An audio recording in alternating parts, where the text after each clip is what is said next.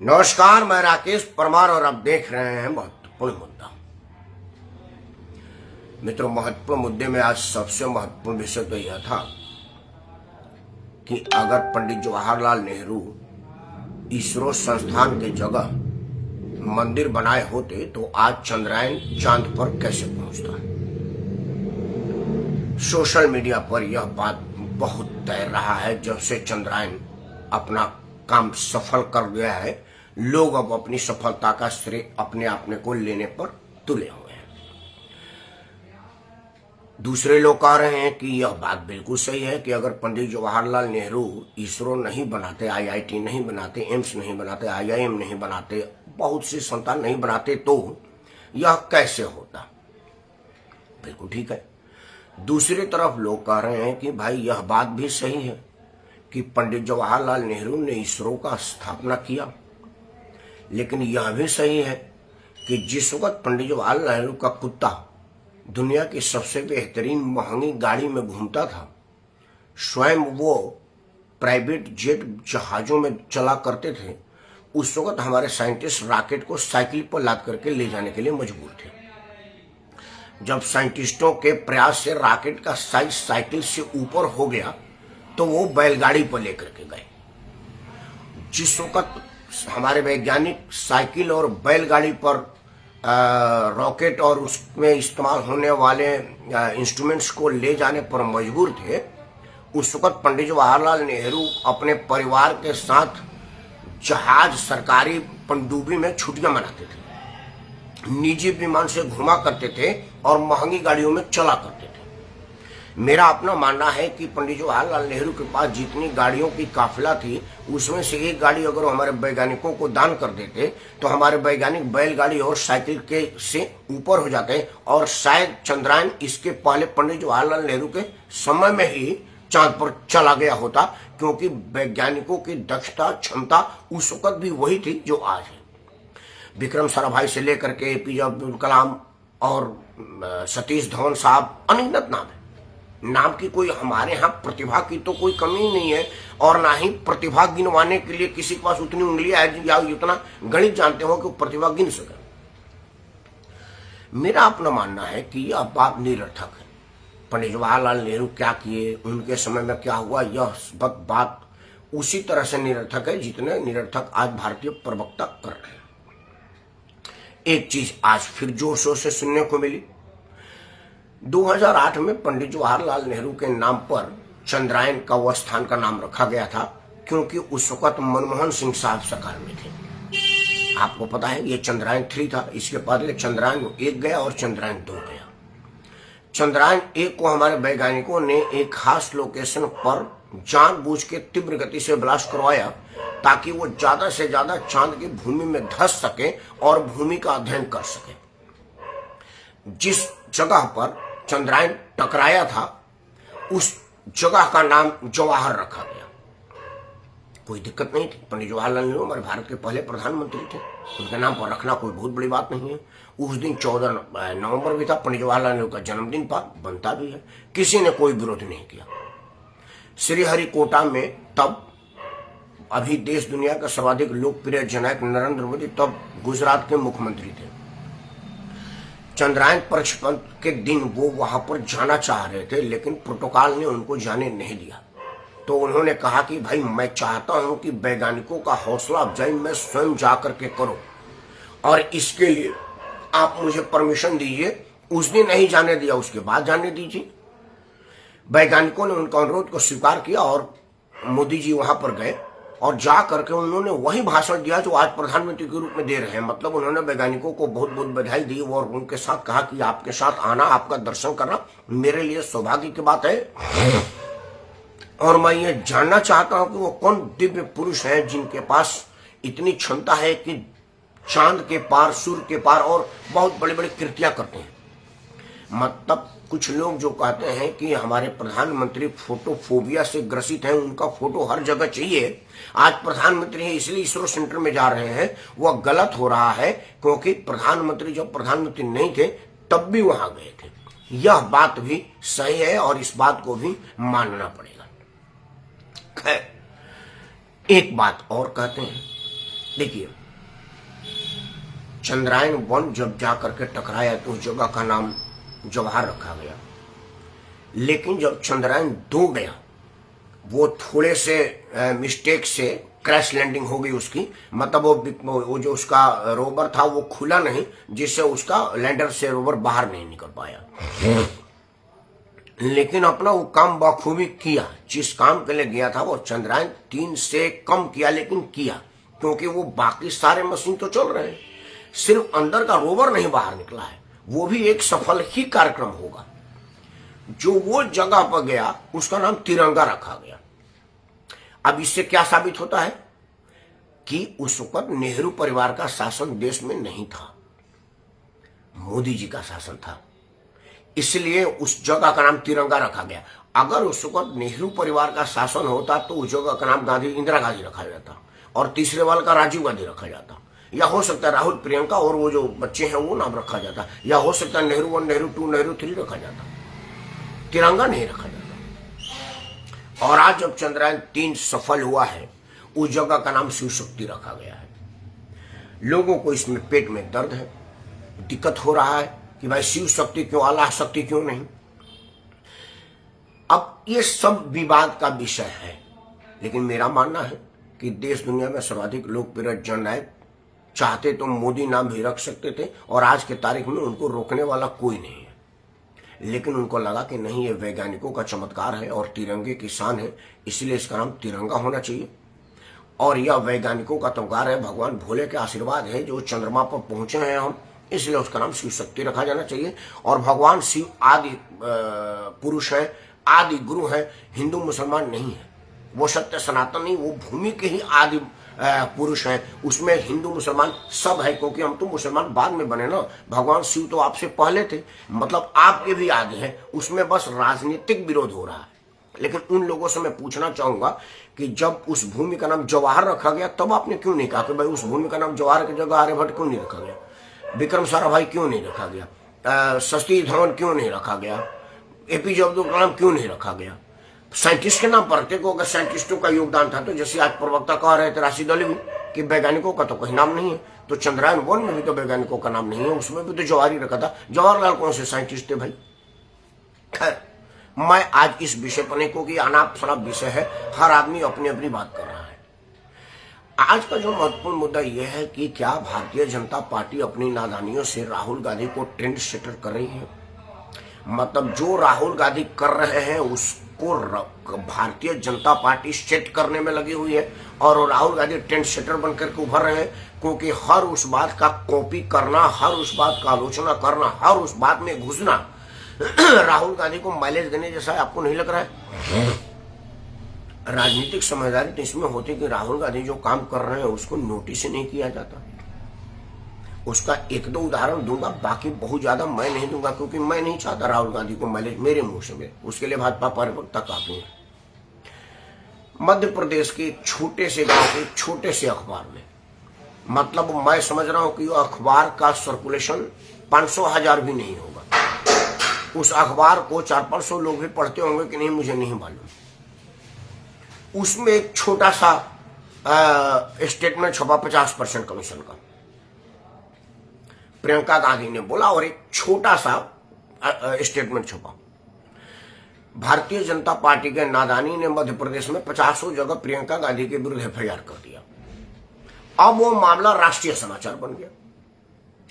अगर भारतीय जनता पार्टी उसको forget that कर देती, इग्नोर कर देती, तो वो अपने गांव के 10-20 लोगों के अलावा वो कहीं सर्कुलेट नहीं होता, और किसी को यह बात जानकारी नहीं होती कि मध्य प्रदेश जैसे सरकार पर 50% कमीशन जैसा कोई मामला बना हुआ है। यह बात तब है जब भारतीय जनता पार्टी का 40% या 30% कमीशन के नाम पर कर्नाटक की सरकार चली गई थी। कर्नाटक सरकार पर जो सबसे बड़ा इल्जाम था वो कमीशने का था, क्योंकि वहां पर पेटीएम का क्यूआर कोड लगाते थे, बीच में वहां के मुख्यमंत्री का फोटो था कि 30% जाता है इनको।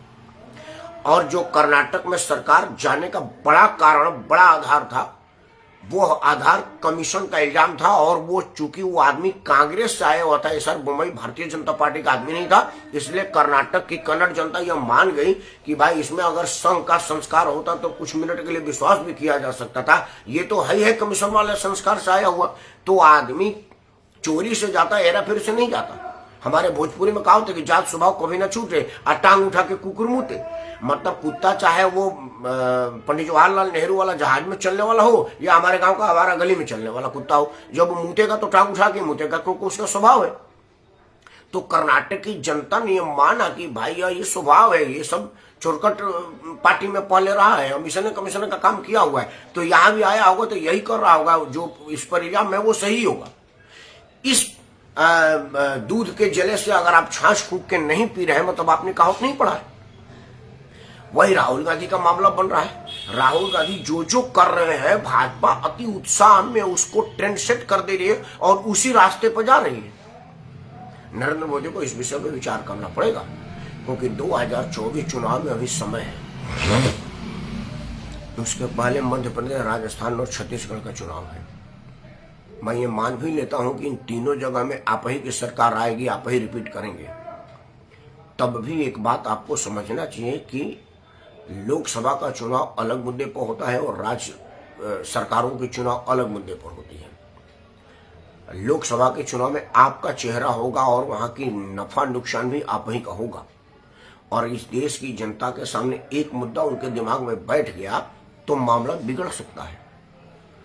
आज मैं एक चैनल पर था, कांग्रेस प्रवक्ता के प्रश्न के जवाब में मैंने बोला कि अगर आपको एकता दिखाना है तो ये जो 3 राज्य चुनाव हो रहा है, मध्य प्रदेश, छत्तीसगढ़ और राजस्थान, इसमें एक कैंडिडेट उतार कर दिखा दीजिए, एक निशान, एक कैंडिडेट भाजपा के विरुद्ध। अगर मान लो मेरा यह कहा किसी को बुरा लग गया और दिल पे ले लिया और यह एक्सपेरिमेंट सफल हो गया तो मोदी जी के लिए दिक्कत हो जाएगी। तो मोदी जी को इन सब विषयों पर, क्योंकि आप ही राहुल गांधी को ट्रेंड सेटर बना रहे हैं और राहुल गांधी को आगे भेज रहे हैं। जिस वक्त राहुल गांधी की सदस्यता आनंद फानंद में कैंसिल की गई, उसके अलावा उनका जिस तरह से घर खाली किया गया, मैं तभी आपके सामने आकर के कहा था कि यह राहुल गांधी को आगे बढ़ाने का मोदी का साजिश है। वो चाहते हैं कि राहुल गांधी लाइमलाइट में आवे और लोकसभा चुनाव में राहुल बनाम मोदी हो, और इसमें मोदी अपने छवि के काल में अपने राजनीतिक सूझबूझ के बलबूते बिल्कुल बाजी मार ले जाए।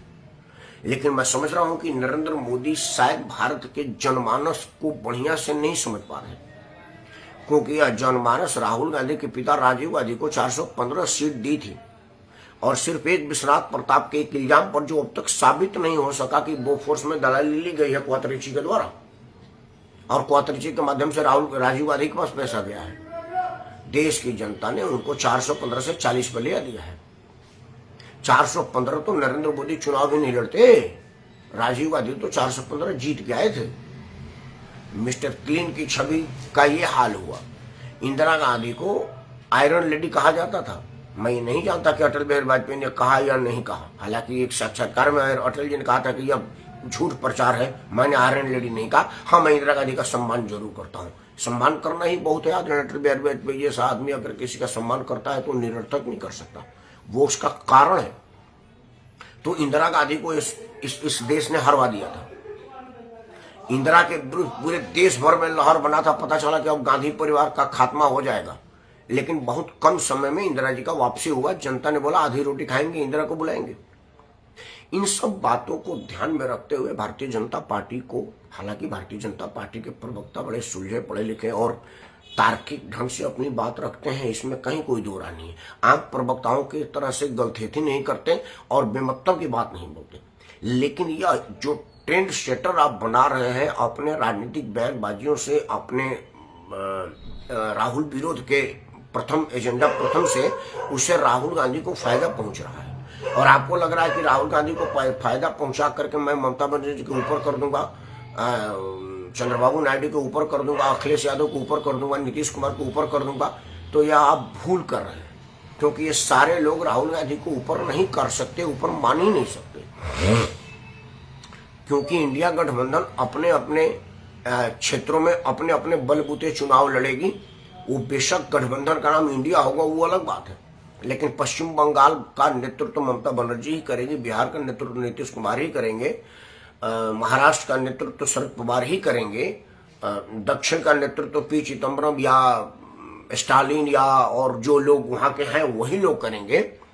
उसी तरह से केरल का नेतृत्व वो करेगा, अपने लोग ही अपना नेतृत्व करेंगे। में राहुल गांधी को माइलेज नहीं मिलेगा। और अगर राज्यों में छत्रपों के साथ आपका आमना सामना हो गया और छत्रप के नेतृत्व में चुनाव लड़ गए तो ये मुश्किल आ सकता है। इसीलिए इस विषय पर विचार जरूर किया जाना चाहिए। मेरा अपना मानना है कि कई बार होता है कि जब आदमी उस ऊंचाई को पा लेता है तो नीचे जमीनें बड़ी छोटी दिखती हैं। मुझे भी एक आध बार सौभाग्य प्राप्त हुआ है हवाई जहाज में यात्रा करने का। जब मैं दिल्ली स्थित अपने छत पर चढ़ता हूं तो लगता है सिर्फ घरे घर है, दिखता नहीं कि कहाँ समाप्ति है। लेकिन मैं जहाज से देखता हूं तो मेरा घर दिखता ही नहीं है, एकदम छोटे छोटे दिखता है कि कोई वो माचिस के डिब्बी की तरह से नीचे दिखता है, और कई बार तो दिखता ही नहीं। तो नरेंद्र मोदी या उनके लोग अभी वो ऊंचाई पा चुके हैं जिससे ये छोटे छोटे मुद्दे उनको दिखते नहीं होंगे। लेकिन असल में ये छोटे मुद्दे ही प्रभावी और कारगर होते हैं। बड़ा मुद्दा तो कभी कारगर हुआ ही नहीं, क्योंकि बड़ा मुद्दा तो है भ्रष्टाचार का, देश को क्या फर्क पड़ने वाला है भ्रष्टाचार का। बड़ा मुद्दा है जातिवाद का, देश को क्या फर्क पड़ रहा है। बड़ा मुद्दा है परिवारवाद का, देश को क्या फर्क पड़ रहा है।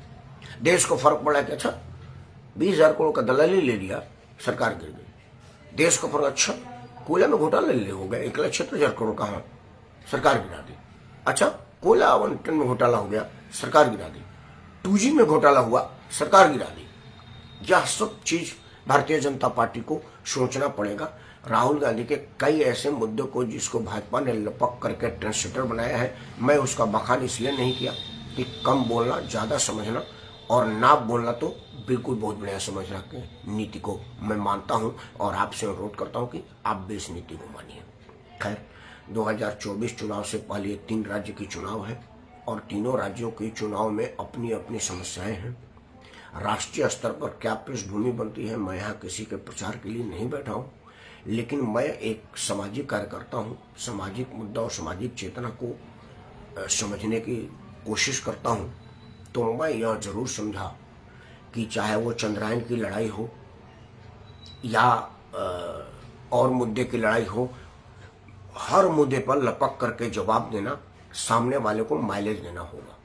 और सामने वाले को माइलेज देने का मतलब है कि उस आदमी का मुफ्त में प्रचार होगा।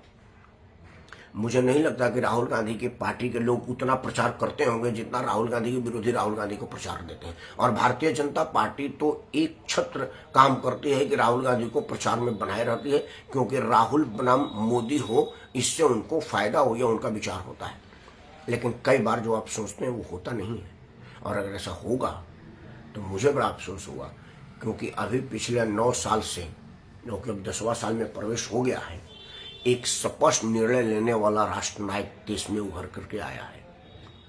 देश में जो भी होगा वह देश विरोध कोई काम नहीं करेगा, यह मैं मानता हूँ। लेकिन कई बार स्पष्ट निर्णय लेने वाले की कमी की वजह से कई काम लटक जाता है। कई बार अब जैसे चंद्रयान 1 गया था, नाम क्या रखा जाएगा इसी में बड़ी परेशानी आ गई थी। वो तो कहो जो सोनिया गांधी वहां गई थी, उन्होंने बताया कि जवाहरलाल के अलावा और तुम मनमोहन सिंह किसी का नाम रख सकते हो। मनमोहन सिंह बिल्कुल नहीं, हम तो सोच भी नहीं सकते कि मनमोहन रखें, जवाहरलाल रखा जाएगा। लेकिन इस टाइम यह डिसीजन पैरालिसिस का मौका नहीं है।